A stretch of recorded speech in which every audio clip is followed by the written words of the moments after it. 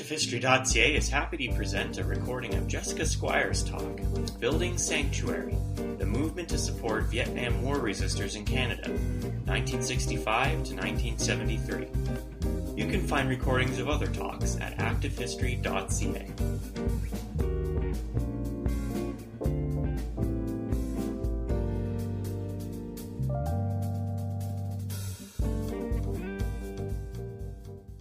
As you can see, the topic of the presentation is based on my book, which is called Building Sanctuary, Canadian Support for Vietnam War Resisters. And a lot of the focus of my book is on myth formation and nationalisms in the 60s. But I'm not going to only be talking about that during my presentation. As Andrew already mentioned, the book is available here, and I'd be happy to talk to you about it. And we only have a few copies available, but we also have order forms. And if you order it using the form that we have here, you can get a slight discount. Also, the paperback is available here, but it won't be available in stores for quite several months. So it's a little bit of an advance perk for coming out tonight. Just before I begin, I want to mention that I'm going to be using during the presentation terms like draft dodger and deserter. And in today's society, those are not necessarily terms that would be heard always positively. And it's just in order to distinguish between two types of war resisters. There were several. Draft dodgers and deserters were all men, because only men were subject to selective service in the United States. Draft dodgers was the term that was used to describe men who came to Canada or fled to other countries in order to escape being drafted before they were actually inducted into military service. And deserters were men who escaped to Canada or other countries or went underground in the United States after they had been inducted. So they had done some military service of one form or another. War resistor is a term that kind of encompasses everyone that came up, especially from the United States in that era, and was supported by the movement that I'm going to be talking about. And incidentally, if you talk to war resisters from the Vietnam era today, many of them identify still as draft dodgers or deserters, and for them there is no negative connotation. Because at the time, this was just, draft dodgers was just the term that was used. So the roots and origins of this movement, basically what happened was between 1965 or late 1966 and 1967, a network of groups formed somewhat independent of each other in order to support young American men that were coming up to Canada from the United States, and young American men and women as well. And not all the women were coming as girlfriends or wives. Some were coming on their own, just out of a rejection of American foreign policy or American policy in general. But these groups were specifically formed in order to enable war resistors who were escaping the draft or military service to come to Canada and be in Canada in some way or another. And the groups that formed initially, their roots were very much they came from really three sorts of origins. They came from the old left, or what we think of as the old left, as in communist politics, political movements. So the activists were familiar with some of those types of ideas, with new left ideas that were starting to emerge at this time, especially in major urban centers, and pacifism. And pacifism, I think, is a very interesting area where you see a lot of connections internationally. So a lot of the historic peace churches, for instance, were involved in the early beginnings of this movement. So we saw Quakers in particular involved in groups in Toronto, in Montreal, in Vancouver, and we saw members of the other historic peace churches also getting involved. So we had these three sorts of influences. And when I say that pacifism was an example that was particularly strongly international, it's because a lot of the methods that were being used by these groups were actually informed by the practices that have been developed over actually decades by similar types of organizing that had taken place in the United States. And those groups themselves in the United States also had some of the same kinds of roots. So I think the pacifist movement is a very interesting example of where you see a lot of people whose commitments came from religious or faith-based commitment coming together with people who had a very political, economic outlook. You had communists working side by side with pacifist organizations. And an example of how this would manifest is one of the main organizations in the United States was the Central Committee for Conscientious Objectors. And in the title, Central Committee, you can see the influence of the Old Left, because Central Committee was a term that was often used by old school communist or very far left organizing around an issue or a campaign. But the people involved in the Central Committee for Conscientious Objectors, many of them, as I mentioned, were members of the historic peace churches. And one of the places where the early intersection between these two parts of this movement against war intersected was in a place called Grindstone Island. It's actually a part of the story that I want to explore further. I didn't have a chance to get into it in my book very, very deeply.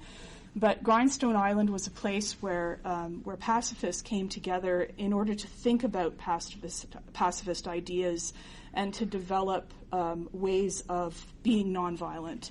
And it was actually at an event at Grindstone Island that Peace Brigades International was formed. So that's a whole sort of tangential thing there about the international nature of this movement. But as you can see from this list, these are all of the groups that were mentioned at one time or another in the movement literature that was produced between 1965 and 1973. All the ones that are in boldface were at one time or another mentioned in an edition of the Manual for Draft-Age Immigrants to Canada, of which there were 5 editions, so tens of thousands of copies of this little book were produced and were circulated south of the border on military bases, in cafes, in urban centers. And this manual contained the instructions for young Americans that wanted to come to Canada, gave them a brief introduction to what Canada was about, and also some ideas about, or some of the challenges they might face in terms of the rules around immigration. So that's a bit of an introduction to this movement. By 1967, really, the movement had formed, at least in Montreal, Vancouver, and Toronto, and had started to coordinate its efforts. And so when the government began, before 1967, to start putting together the new immigration system, which was going to be based on points, there was actually some lobbying that took place by the groups that had already formed, that came together and developed a brief and tried to pressure the government not to take any action that would make it more difficult for Americans or for anyone trying to escape military service to come to Canada. Really, until 1968, draft dodgers were not officially excluded.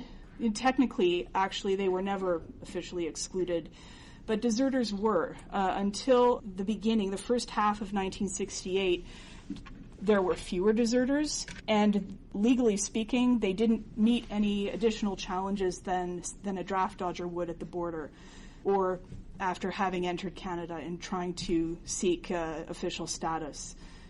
But during the first half of 1968, the government, the Department of Immigration, actually issued a secret operational memo to its border staff to tell them that to instruct them on how to exercise their discretion. And they provided a list of criteria. And among the criteria that they could use in exercising discretion was an existing legal, contractual, or moral obligation, including, for example, military service. So this was issued in secret and eventually became public because it seemed to the movement and to the resistors themselves that there must be something going on here. So they put on pressure, and eventually the memo itself was leaked. So I'm going to get into a little bit more of that a bit later in the presentation. I just want to take a step back here for a second and and just mention that I think it's been pretty interesting to me that throughout the exercise of conducting this research, whenever I've explained the topic to someone, generally what they seize on is the fact that it's about draft dodgers. Even though it might seem like a minor distinction, but really the topic of the research is Canadian support for war resisters. So the focus of my research was on the efforts by Canadians to support the war resisters, the public attitudes towards war resisters, interactions between the public and the war resisters, and government policy about war resisters. So it really wasn't about the war resisters themselves. It was more about the society that they were trying to enter. But because of the strength of the myth of Canada as a peaceable kingdom, as Canada as a haven or a refuge from militarism, every time I mention this or talk to anyone about my research topic, I'm actually astounded at how I consistently, the response was, my mother knew a draft dodger, or my father was a draft dodger, or my mother put a draft dodger up in her basement, or we lived next door to a draft dodger. It was always about the draft dodgers. So I just think that's interesting because, in fact, it was in the period that I'm studying that this myth really formed. But the research that I've done shows that the haven myth, which was entrenched by the early 1970s, was actually the product of a complex and varied set of relationships, actions, and interactions by and among various individuals, institutions, and groups. And this myth represents an important part of the larger image of Canada as a peaceful nation, which is often attributed to the government of the day, the Liberal administration of Pierre Trudeau. One example of the tenacity of this myth is the ubiquitous presence of the following quotation that is attributed to Trudeau. "Those who make the conscientious judgment that they must not participate in this war have my complete sympathy, and indeed our political approach has been to give them access to Canada. Canada should be a refuge from militarism." So this quotation has been referred to in, there was a book that was written in 1976 that was looking back at the experience of war resisters and used or made reference to this quote. John Hagan used this quote in his book in 2001 called Northern Passage, American Vietnam War Resisters in Canada. It's actually been used by movements today attempting to push for better Canadian policy towards war resisters from the Iraq War. And it's true that in a series of speeches in early 1969, Trudeau and his Minister of Manpower and Immigration, Alan McEachen, did instruct immigration officials that military service was not a matter for interrogation at the border or in immigration offices when considering applications to move to Canada. But actually, the Trudeau quotes came after the announcement about the border. So, and in fact, the quote that I read you is an amalgam of two quotes from Trudeau that were statements he made after they decided in May of 1969 to open the border to deserters. And as I mentioned earlier, it had been closed during the first half of 1968. So the events that led to that decision were actually the result of a campaign that was waged by activists in support of war resisters and by the war resisters themselves. And the experience of war resisters and those who supported them was far from uniform in interacting with government officials, police, and each other, both before and after the 1969 announcement. So I think it's interesting to think about how did this myth come to be so prevalent. For myself, in doing history, I'm always concerned to ensure that I'm not just describing events as they took place in the past, but attempting to explain why these ideas at this time. And for that, I think that it's important for historians to make reference to theory. And the theoretical framework that I'm using for this work, or for this particular explanation, are the ideas of the Italian Marxist Antonio Gramsci. who I think does a very good job of explaining the influence of intellectuals in forming and concretizing and maintaining public opinion and their connections to material interests. Anti-draft activists and groups pressured government officials through public media campaigns to help war resisters immigrate successfully. And in doing so, they consciously acted to change the story being told about the resistors. Books and pamphlets at the time, news coverage, and other depictions constructed competing stories of war resistors, and some of them in counterpoint to narratives casting war resistors in the role of criminals and cowards. The War Resisters Support Campaign of the 1960s created stories of draft dodgers as heroes and ordinary people. The activists were intentionally shaping that narrative.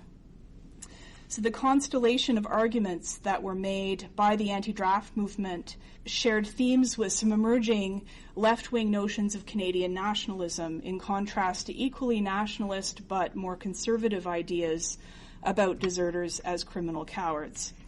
So taken together, letters to the government, the media campaign, lobbying efforts were successful ultimately in securing an open border for American deserters, and the campaign itself was characterized by a debate about nationalism, with proponents of an open border using these left-wing nationalist arguments, and arguably those nationalist arguments made possible the success of the campaign. But at the same time, the left-wing nationalist position was still one ultimately of a defense of Canada's policy, and that probably, or I would argue, put deeper critiques of the Canadian state and its immigration policies out of reach. So when the government brought the immigration point system in 1967, it was supposed to remove any bias from the immigration process. Until January of 1968, proof of discharge had been required to process immigration applications from deserters, and between January and July, the official word was that proof was no longer required for applicants from within Canada. But around this time, as I mentioned, a secret memo was issued, and reports from the border suggested that many, if not most, border officials were using their discretion to exclude draft dodgers and deserters from entering the country. So in the first half of 1969, during the campaign that I've mentioned, this memo was written that was filed in the Department of Immigration that makes it very clear that the memo to which I'm referring was actually designed to exclude deserters. So it wasn't an accident.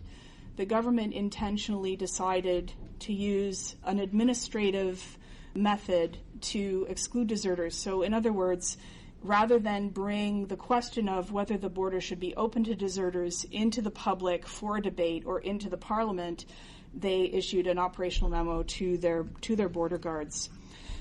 So when this memo was leaked, there was a campaign. The campaign kind of escalated.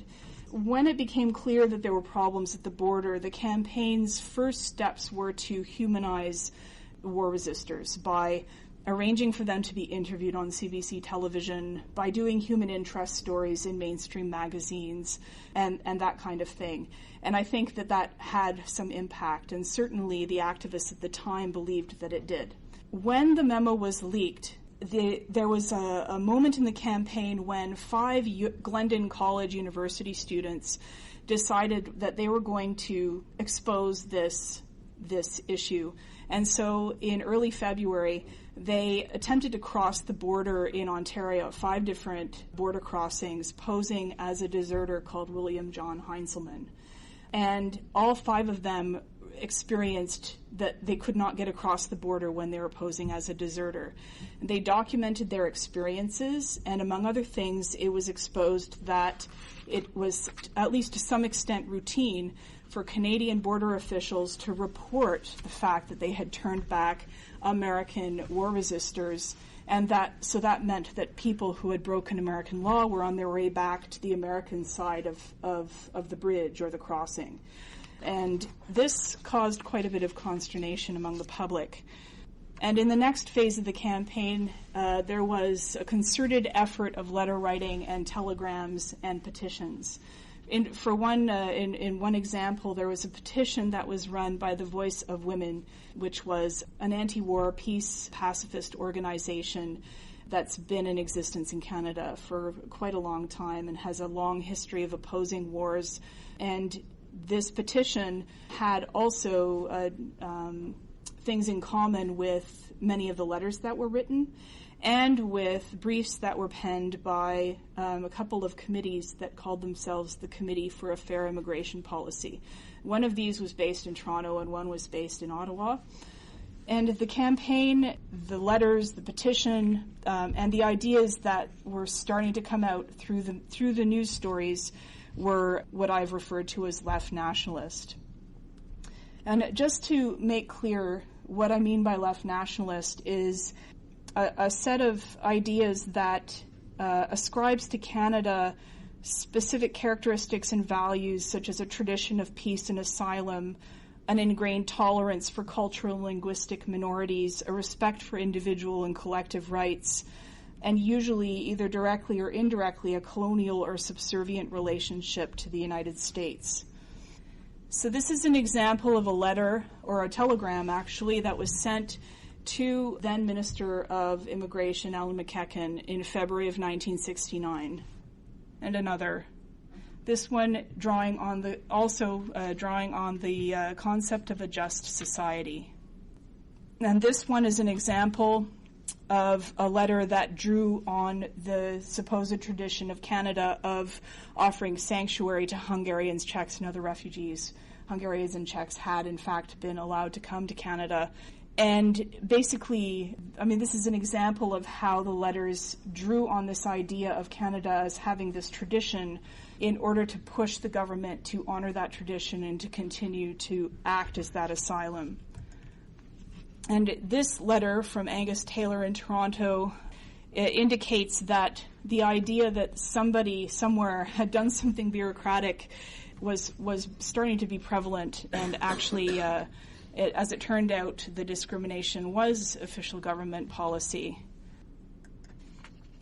So one way the letters reflected left nationalist ideas was by linking the just society with the rule of law, using the idea of the just society to convince the Liberal government to change its attitude, drawing on the idea that there was a need for Canada to have an independent foreign policy from the United States. So overall, the letters overwhelmingly reflect this notion of Canada as a peaceable kingdom. However, as I read these letters, overwhelmingly they were in favor of opening the border for deserters. But there were a few examples in the mix that could show, or that seemed to illustrate, the thin line between left nationalist positioning and a nationalist positioning that could edge into something a little more dangerous, in my view, or at least more conservative, right? So this is an example of a letter that was in favor of allowing American war resisters into Canada, but probably not so friendly to other kinds of immigrants. So this is an example of how taking on board an idea of Canada and ascribing to it a myth of being a haven could become an opportunity for certain other ideas to also be mobilized at the same time. And this is an example of a letter that is certainly against letting war resisters across the border. So I think, but as I mentioned, the overwhelming majority of these letters were in favor of allowing war resisters to enter Canada. And another one, and again, as I mentioned, there's an idea here of draft dodgers and deserters as cowards that won't fight for their country. So this is a description of the ideas that began to be expressed by Robin Mathews. And Robin Mathews was a university professor in Toronto who is associated today with the movement against Canadianization, or for Canadianization of American universities. And basically, he was in favor of allowing war resisters into the country, but he wanted to put very strong conditions on it. He wanted to make sure they weren't freeloading, He wanted to make sure they weren't going to come in and corrupt the left, the Canadian left. And so these ideas, the contempt for Canadian citizenship, the air of cultural superiority, the attitude of entitlement to positions of influence in Canada, and the idea of cultural imperialism are all ideas that he wrote about in 1970. So in 1969, he wrote a letter saying that American war resisters should be allowed to cross the border, including deserters. In 1970, he wrote an article called "The U.S. Draft Dodger in Canada is Part of U.S. Imperialism in Canada." And so this is another example of how easily it was for Canadian or for left-wing Canadian nationalism to slide into ideas that a lot of these ideas you could see if they were referring to immigrants, say, from South Africa or South America, or even if they were talking about war resistors from the United States that weren't white, that a lot of these kinds of statements would certainly become a lot more problematic. So these debates about nationalism slid into debates about assimilation and about radicalism. So as the movement progressed, well, let me just take a step back here for a second and mention that they won. In May of 1969, the border was opened to deserters, and it's almost certainly because of the campaign that was waged by the war resisters support groups, and through these letters, through these petitions, through lobbying, through media campaigns, through media stunts, through rallies. Basically, ultimately, the pressure was too much for the Liberals. And if you look in the records, there are indications that the vote was probably pretty close when it eventually came up to cabinet for a discussion. And certainly people who had an inside track into some of the discussions that were happening among the Liberals at that time believed that the caucus was pretty much evenly split. And the previous Minister of Immigration actually was in favor of opening the border. He didn't see the consistency of closing it for deserters and not being open about it. And ultimately, that was the decision that was made, and McEachern made an announcement on May 22nd, 1969. But it wasn't until the next year that Trudeau made those statements that are now attributed to his government that Canada is a refuge from militarism. So as the movement progressed, I'm getting close to concluding here. And after they had this success, it became clear that the movement itself, the groups that had formed, fell into a bit of a routine. They were helping American war resisters come up, find jobs, get the points they needed in order to get landed immigrant status if they wanted it. But the increasing number of war resistors in the country and the fact that the war had lasted for so long actually brought up new concerns around, is the work that we're doing actually enough? Is this real anti-war work? Is it radical enough? Can it even really be considered political? And these debates were played out in the pages of movement publications like, I mentioned Amex earlier. Amex is American Exile in Canada, a magazine that was published by and for American war resisters. And a lot of these discussions played out in the pages of that magazine. There were definitely proponents of the casework strategy, especially those who had been involved from the beginning in these groups, believed that what they were doing was effective, that regardless of the motives of those who were coming up from the United States, whether they were committed anti-war people or just didn't want to be killed, for whatever reason, every person that they were pulling out of the system they thought was a good thing to be doing and was helping to build a better society at the same time. Whereas there were many among, in particular, the war resistors themselves who actually started to form their own groups. They started to form American Exile committees in many cities.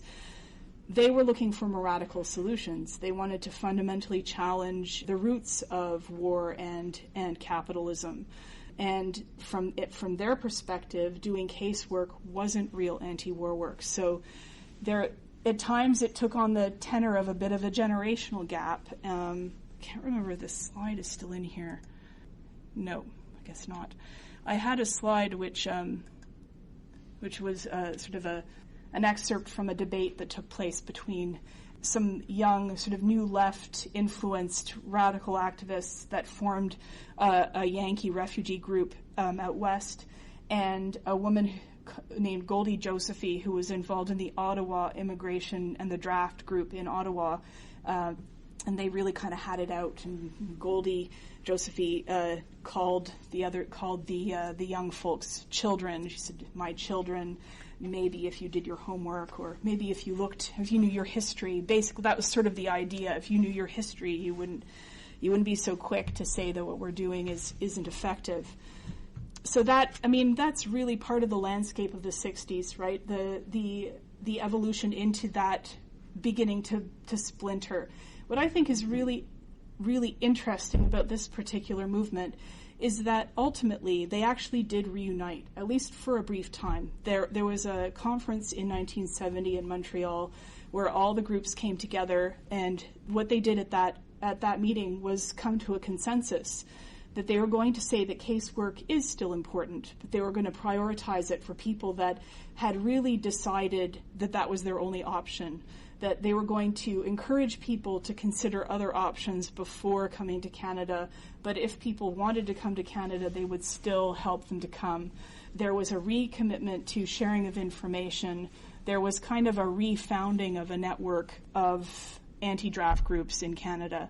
And ultimately, that is the network that allowed for this movement to actually intervene in 1972 and 1973, when the government changed its immigration policy again and revoked the section of the Immigration Act that was allowing for people to come into the country and be landed from inside Canada.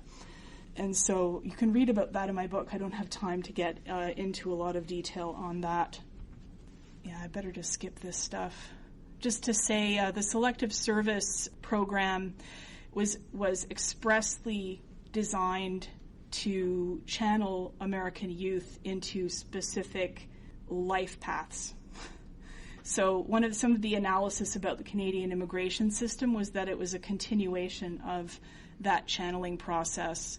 Oh, this is the slide, the debate that I was referring to, with Melody Killian saying, "Helping others to come here is not anti-war work. Only work that aims at destroying the economic system that causes the war is anti-war work, capitalism."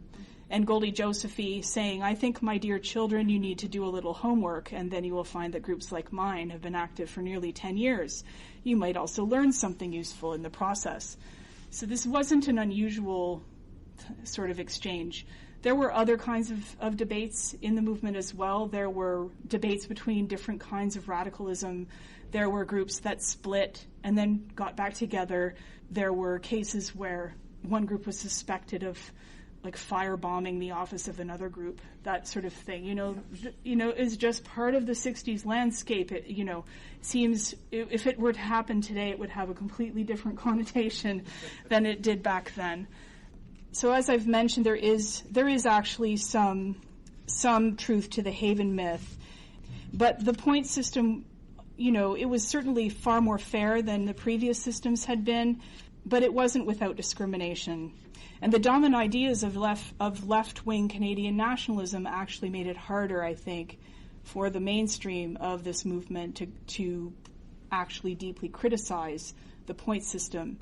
There was a bit of a sense of, if we can just have Canadian policy built by Canadians for Canadians without American influence, everything will be fine, rather than criticize the actual content of the point system on its economic discrimination basis.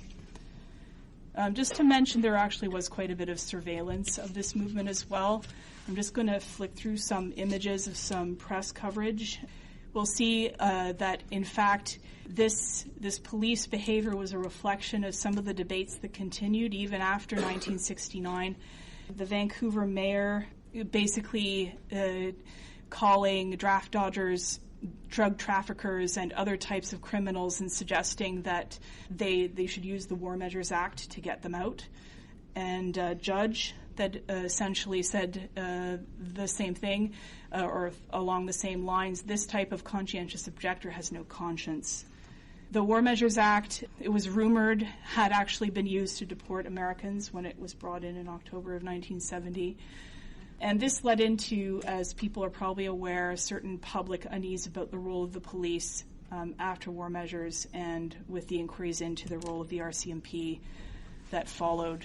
And the RCMP conducted surveillance on that conference in Montreal that I mentioned. It was interpreted by them, by the RCMP, as the movement adopting a more militant attitude. So I'm going to leave the slide up that's there now. This is the image from the cover of the book. It's a bus that basically, so it says last chance for landed immigrant status. This bus was purchased by the movement in 1970, I think this is 1972. They hired somebody to drive it around and promote to war resistors that were living in rural areas that they really had only a very limited amount of time before the window was going to close. So they were going to help them with the paperwork to get their landed immigrant status before it was no longer possible. So in the few minutes that I have left, I want to just take a bit of time to discuss my perceptions about history and story are the same or differ, because I think it's important to reflect on what history is for. I feel a certain amount of empathy for Ged Martin, who tells in the introduction to his book, Past Futures, The Impossible Necessity of History, of an encounter in which he was informed that his approach was post-structuralism. So I kind of sympathize with this because I'm also often told what kind of history I'm doing, but I'm really not sure where my reflections fit in the current discussions about the role of history in life and as a discipline. I think that history is a collective human act, that we tell ourselves our own story, however incomplete or contentious or contended the story may be. I mentioned earlier how the response that most people had when I talked to them about this topic was that they knew a draft dodger growing up or their parents were acquainted with a war resistor. And that trend continued throughout the research because part of the story is that Canada has always been such a haven. So at the heart of this is the question of history itself and the role that it plays. So there's a connection between presentism and what historians call Whiggism, which is the ascription of present-day ideas on the past. History which is done to justify present-day choices can be a trap, but I would argue that history done to inform present-day choices is not necessarily presentist, even if it serves to support the choices that are eventually made. I think, like Ged Martin, that history can be seen as the result of human decisions, and I would go further and say that it informs decisions that are made. So the war resisters example is of a history that shows how present-day choices can be improved by a good understanding of history, but there's really no division between past and present. So the history that I've been explaining, this history is still evolving. It's still a story that we're telling ourselves, and other people are still intervening in the story of the 60s and the story of the war resistors. And there's a certain amount of danger to this activity as well, because doing history, especially of people that are still alive, can challenge people's identity. So there's a certain amount of trepidation that I think that historians should have in embarking on in this kind of work. On the other hand, history, I think, should be useful. There was a debate about this that some in the room will definitely be familiar with between Jack Granatstein and Brian McKillop and Brian Palmer about what history is for. Ultimately, that's what it seemed to me that debate was about. And I think that it could reduce that debate to the positioning of history is the trying to be as objective as possible in describing what happened in the past, or history should be something that helps us make decisions in the here and now. And I think that I would just nuance it a bit more. I think that history is kind of like philosophy. I think history can describe or explain something, and it can be used to point the way forward. And describing and explaining can be just as useful as pointing the way forward. And activists are very aware of this. So activists in the 60s used the historical idea of Canada as a haven. They also had their own idea of their own history. They built their own history. And history is now used today by all kinds of different social movements to achieve ends, to refer back to traditions and to say we should continue in that tradition. And it can be a slippery slope, but history has its uses, and there's really no getting around that. So I think by now it's clear that I think that history is essential for activism and that activism is essential for history. On history as philosophy, Walter Benjamin wrote in his theses on the philosophy of history, to articulate the past historically does not mean to recognize it the way it really was. It means to seize hold of a memory as it flashes up at a moment of danger. Nietzsche wrote in an essay called Uses and Abuses of History for Life, suggests that there is also danger in letting history become a curiosity to its becoming the realm of the elite. And I would add a third danger, and that's the danger that I referred to before, the impact on self-perception and identity. The fact that history can radicalize, can destabilize, that's what's so interesting about history. So I think I'll just end there. And as I mentioned, the story's still evolving. Archivist Joseph Jones's always evolving online bibliography of sources on war resisters lists 9 entries containing the word story and 3 oral histories. There have been several Our Way Home peace event and reunion of conferences where war resisters came together and told each other their stories. Very often, war resisters support campaign events today are about war resisters telling their stories. The Canadian anti-draft movement not only developed its own sense of history, its activists used the history of Canada as a peaceable kingdom, or their perception of it, to achieve an end. And in all of this tapestry of narrative, history is a collective human act of telling ourselves our own story. Thanks.